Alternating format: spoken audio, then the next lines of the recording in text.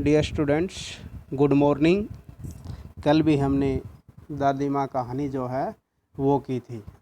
उसमें आगे का जो आज बचा हुआ है वो अध्याय करेंगे और आज का जो है आपका ये दादी माँ कहानी जो है पूरा हो जाएगा।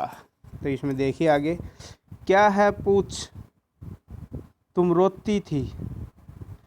यानी कल क्या पढ़ा था कि दादी माँ जो है संदूक पर दीपक जला कर उसके आगे हाथ जोड़कर बैठी हुई थी। तो लेखक जो है उसके पास आकर बैठ गया और दादी माँ की आंखों में आंसू देखे। जब दादी माँ की आंख खुली तो दादी माँ ने पूछा कि तू यहाँ क्यों बैठा है। तो फिर लेखक कहता है कि मैं आपसे कुछ पूछना चाहता हूँ। तो दादी कहती है कि ठीक है पूछ। तो वो कहता है कि तुम रोती थी। दादी माँ मुस्कराई। दादी माँ हंस पड़ी। पागल, तूने अभी खाना भी नहीं खाया न, चल चल। यानी दादी माँ ने मुस्कुरा कर कहा, अरे पागल है तूने अभी तक खाना भी नहीं खाया है, चल। यानी दादी माँ उस बात को न बताकर उसको दूसरी ओर ले जाती है, ये उसको खाने की कहती है। धोती तो बदल लो दादी माँ, मैंने दादी माँ से कहा ठीक है खाना खा लेंगे, लेकिन आप अपनी जो साड़ी है धोती जो है उसको बदल लीजिए। मुझे सर्दी गर्मी नहीं लगती बेटा।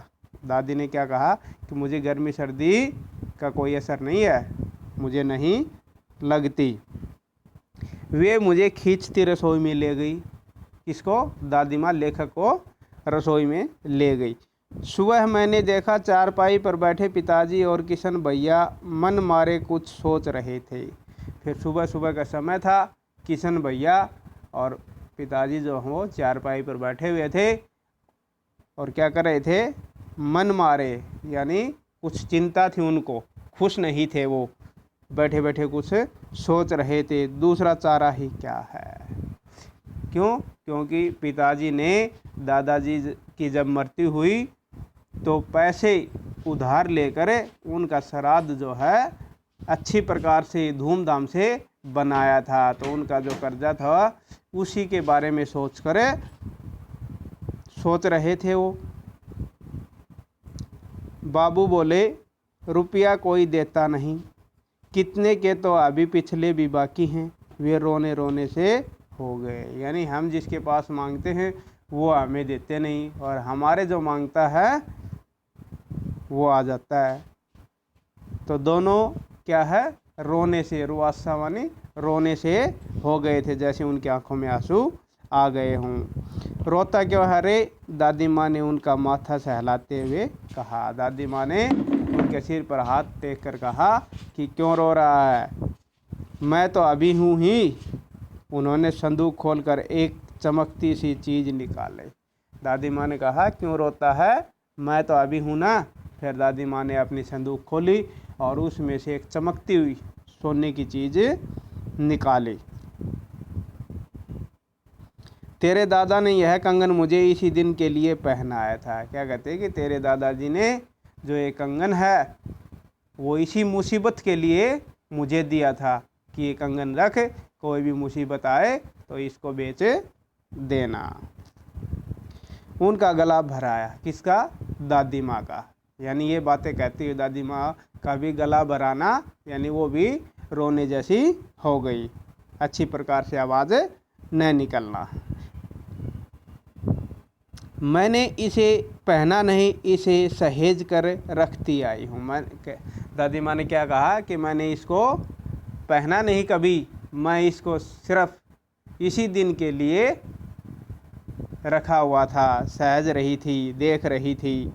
यह उनके वंश की निशानी है। वंश होता है परिवार जो है, दर पीढ़ी दर चलता रहता है, कि उनकी निशानी है, पीढ़ी दर पीढ़ी चलती रहती है। उन्होंने आंसू पोंछ कर कहा, पुराने लोग आगा पीछा सब सोच लेते थे बेटा। यानी दादी माँ ने क्या कहा? पहले के जो लोग थे, व्यक्ति थे, वो आगा पीछा, यानी अब क्या मुसीबत है, आगे जाने पर क्या मुसीबत आ सकती है, ये बातें वो पहले ही अनुमान लगा लेते थे। इसलिए कोई ऐसी चीज़ अपने पास रख लेते थे कि अगर कोई मुसीबत आ जाए आगे तो हम इसको प्रयोग करके उस मुसीबत से छुटकारा पा सकें। सचमुच मुझे दादी माँ का साफ बरस्ट देवी सी लगी। धुंधली छाया विलीन हो गई। मैंने देखा दिन काफ़ी चढ़ आया है। पास के लंबे खजूर के पेड़ से उड़कर एक कौवा अपनी गिनौनी काली पांखें फैलाकर मेरी खिड़की पर बैठ गया। हाथ में अब भी किशन भैया का पत्थर कांप रहा है। काली चींटियों सी कतारें धूमिल हो रही हैं। आंखों पर विश्वास नहीं होता। मन बार बार अपने से ही पूछ बैठता है, क्या सचमुच दादी माँ नहीं रही? क्या कहता है कि मैं एक दिन अपने कमरे में बैठा हुआ था, तो उस दिन खजूर के पेड़ से उड़कर एक कौवा मेरी खिड़की पर आ बैठा और अपने पंख फैलाकर, तो मुझे एहसास हो गया था कि आज कुछ न कुछ घटना घटने वाली है।